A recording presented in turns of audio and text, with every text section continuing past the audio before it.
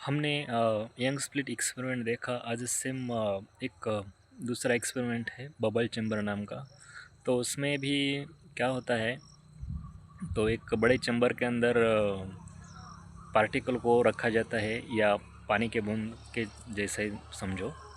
तो वो जो पार्टिकल उत्पन्न हो रहा है, नष्ट हो रहा है, तो उसका नेचर देखा।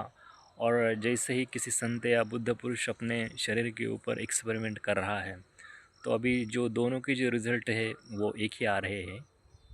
तो जो बबल चैम्बर एक्सपेरिमेंट में जो शोध करता है या जो वैज्ञानिक है, उन्होंने उसका संशोधन किया, लेकिन उसने सब अपने बुद्धि के ऊपर बल देकर ये किया है। तो बुद्धि की अपनी एक मर्यादा है, बुद्धि क्या करती है, अपनी एक सीमा में ही काम करती है।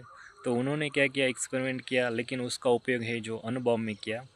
तो उसके कारण बहुत हानि हो गई ना।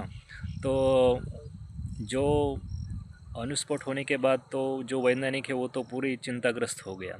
लेकिन अब इधर देखते हैं कि एक संत पुरुष या बुद्ध पुरुष जब अपने शरीर के ऊपर वही निष्कर्ष निकलता है, तो तो वो करुणा से भर जाता है, वो ममता से भर जाता है, वो तो दया से भर जाता है।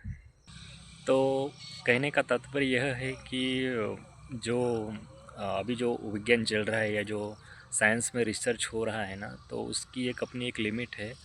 वो बुद्धि को जो ठीक लगता है उसके हिसाब से काम करता है, लेकिन प्रज्ञा पुरुष है जो बुद्ध पुरुष है, वो अपने चित्त चित्त शक्ति के ऊपर काम करते हैं। और वैज्ञानिक है जो वो साधन के सहारे काम करते हैं।